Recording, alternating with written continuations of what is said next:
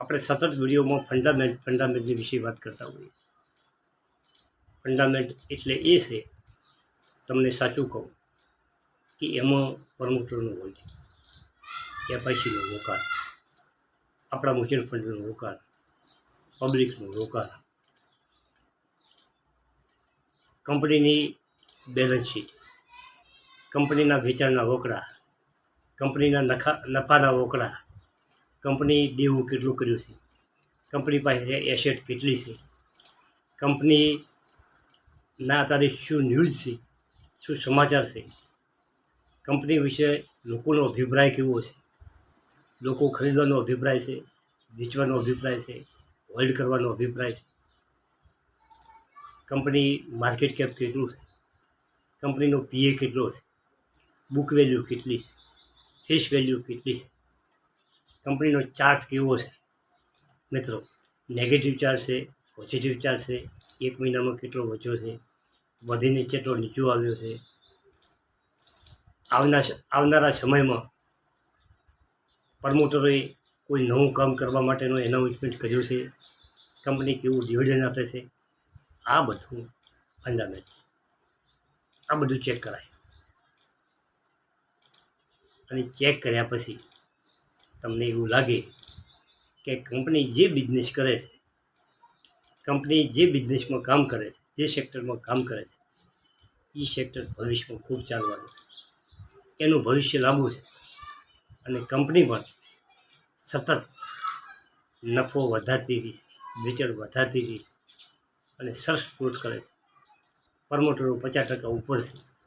મિત્રો, તો પ્રમોટરો 50% નફો પોતાના પાસે રહેવાનો હોય, એ માણસ ખૂબ વેગથી વધવાનો, એ ખૂબ રસ લેવાનો, પરંતુ જેનું હોલ્ડિંગ ઓછું હોય તે બીજા માટે ઓછો રસ દાખવો. ટૂંકમાં મિત્રો, આ બધું તમે જુઓ તો જ તમને એની સાચી દિશાની ખબર પડે. આ બધું તમે સમજી જો તો તમે જાતે ચેક કરી શકો. કે મિત્રો, તમે કોમેન્ટ કરો છો કે કાકા ફલાણા કંપનીનો છે, તમે જોઈને જરાક મને કહો. મિત્રો, મેં વિડીયો બધાના બનાવ્યા છે, પરંતુ અમુક કંપનીના જે વિડીયો નથી બનાવ્યા એ કંપનીને હું કોમેન્ટમાં જવાબ આપી દઈશ મિત્રો. અને મને તમારા તરફથી ખૂબ સહકાર મળે છે, તમે મારા વિડીયો ખૂબ જુઓ છો, પરંતુ સમજાવવામાં ઉંમરને હિસાબે કોઈ તકલીફ પડતી હોય તો કોમેન્ટમાં કહેજો. આપણે સુધારશું. આપણી ચેનલને સુધારા તરફી કાયમ રહેવાના, આપણે કાયમ વિદ્યાર્થી તરીકે જીવવું છે, બીજાની સલાહ સૂચનનો અમલ કરવો, નવું શીખવું છે, નવું જાણવું છે. મિત્રો, આ બધું શેરબજારની વાતો છે. હવે વાત કરીએ સારી કંપનીનો શેર ખરીદો. અને કંપનીનો શેર ખરીદો અને જેમને સામાન્ય તમે દૈનિક ઉપયોગમાં લાવી શકો છો. મિત્રો, ઘણી વખત તમને એવું થાય છે કે તમે જે વસ્તુઓ વપરાશમાં લ્યો છો એ કઈ કંપની બનાવે છે. કંપની તો તમને મળી જાય, ટૂથપેસ્ટ બનાવતી હોય, દાળ, તેલ, ઘી, શેવિંગ ક્રીમ, સાબુ, કાર, સ્કૂટર, બાઇક, આ બધું કઈ કંપની બનાવે છે, અને એમનું વેચાણ કેવું છે. સોલાર તમારે ઘેર ગોઠવાયું હોય તો તમે સોલાર વિશે વિચાર કરી શકો. આ કંપનીઓ તમે બજારમાં ફરવા નીકળો, કોઈ ખરીદી કરવા નીકળો તો તમે તરત જોઈ શકો છો કે આ કઈ કંપનીએ બનાવ્યું. અને હું તો જો જોઉં છું, કોઈ ભાઈ નવી વસ્તુ લઈ હોય તો હું પહેલું જોઉં કે ભાઈ આ કઈ કંપની બનાવ્યું, અને તરત સર્ચ કરો એ કંપની. તમે પણ આ કરી શકો. એમાંથી તમે શેક પસંદ કરી શકો કે આ નવી કંપની બજારમાં આવી છે કે જૂની કંપની આ કામ કરે છે, કંપની કેવું વેચાણ કરે છે, કેવો નફો કરે છે. આવી કંપનીઓ તમને મળી જોઈએ. તમારા જીવનમાં લક્ષ્ય પ્રાપ્ત કરવા માટે તમારે શેર બજારમાં કોઈ ને કોઈ પ્રકારે રોકાણ તો કરવું જ પડશે. તમારું લક્ષ્ય અચીવ કરવા માટે શેર બજારથી ઉત્તમ કોઈ માર્ગ નથી. એનું કારણ છે, તમે કહેશો તો એનું વળી શું કારણ છે? એનું કારણ એ છે કે શેર બજારમાં 2 રૂપિયાનું કામ 2 રૂપિયા પર તમે રોકી શકો છો. કોઈ 25 રૂપિયાનો ભાવના 2 રૂપિયા તમારા ગુંજામ હોય તો તમે 8 શેર લઈ શકો. 2 રૂપિયા બીજી પ્રોપર્ટી નહીં ખરીદી શકો. તમારા પાસે 2000 ભેગા થયા હોય તો 2000ની એસઆઈપી કરી શકશો, 2000ના થોડાક શેર લઈ શકશો. બીજી પ્રોપર્ટી 2000માં નહીં આવે. એટલે શેર બજાર આશા. તમારા પાસે ડિમેટ ખાતું હોય, તમારા પાસે બેંક એકાઉન્ટથી જોઈન્ટ હોય અને 2000 રૂપિયા બેંકમાં આવ્યા હોય કોઈ જગ્યાએ કોઈ આવકથી, તમારી ઈચ્છા થાય કે આપણે 5000 રૂપિયા કે 2000 જમાયા છે આનો શેર લઈ લેવા, ફટ જઈને આવી જાય. 2000માં કોઈ જમીન નહીં આવે, સોનું નહીં આવે, કોઈ બીજી બચત તમે નહીં કરી શકો. એટલે મારું કહેવું છે કે શેર બજાર સરસ માધ્યમ છે. તમારા જીવનનું લક્ષ્ય પ્રાપ્ત કરવા માટે શેર બજાર કોઈને કોઈ પ્રકારે જરૂરી રોકાણ કરવું.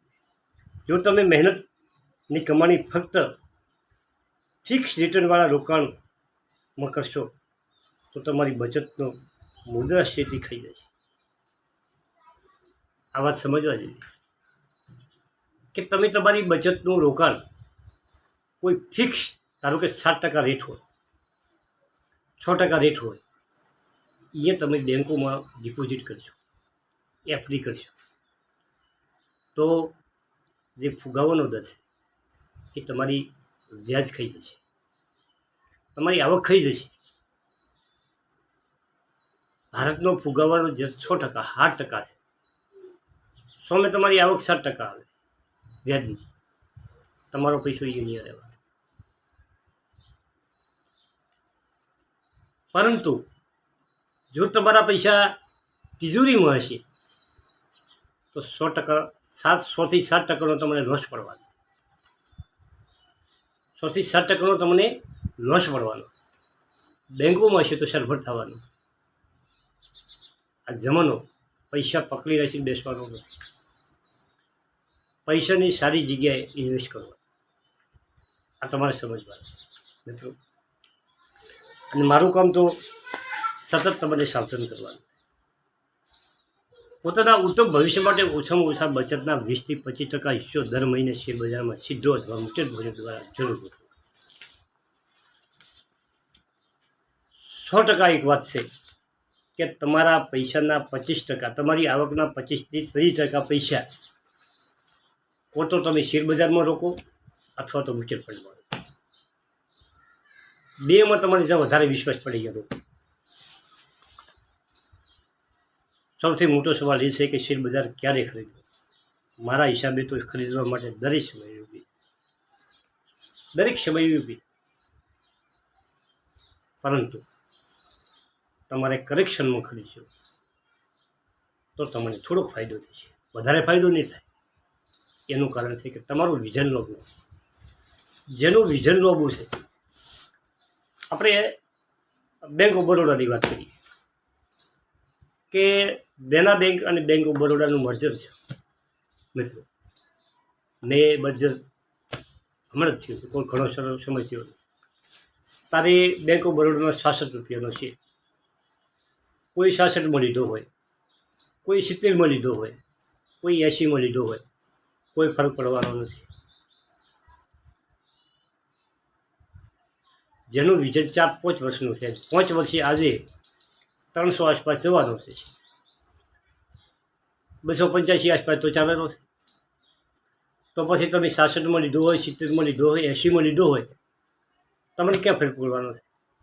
જેનું ટૂંકા ગાળાનું રીઝન છે એને નીચેથી ખરીદી કરવાની.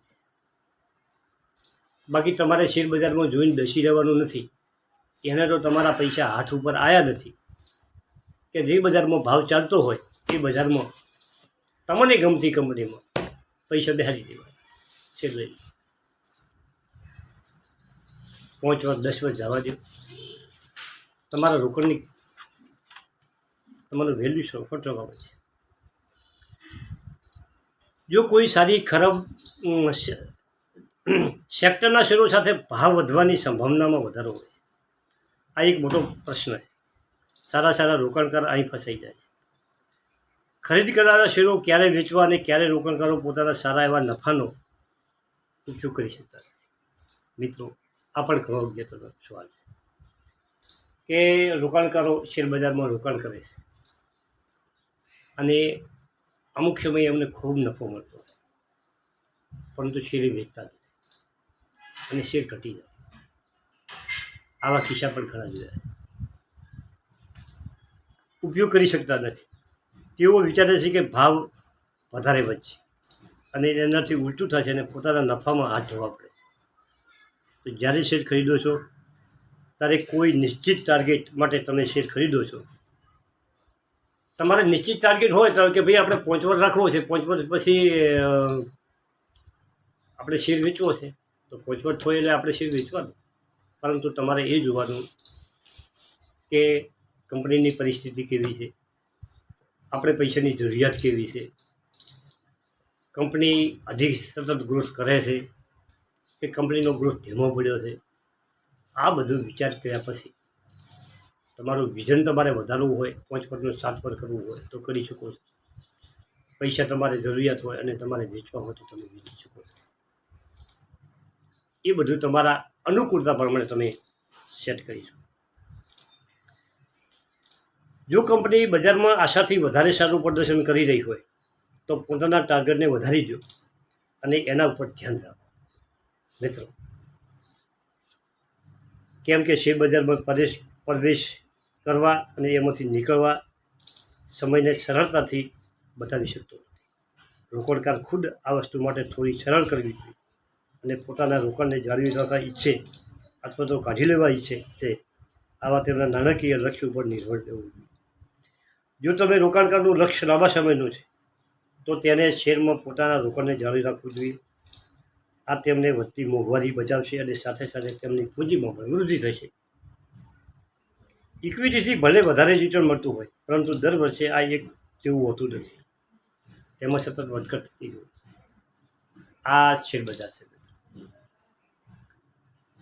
કોઈક વર્ષમાં મેં મારું જોયું છે મારા પોર્ટફોલિયોમાં એક વર્ષ એવું આવ્યું મારો પોર્ટફોલિયો 3 ગણો થઈ ગયો.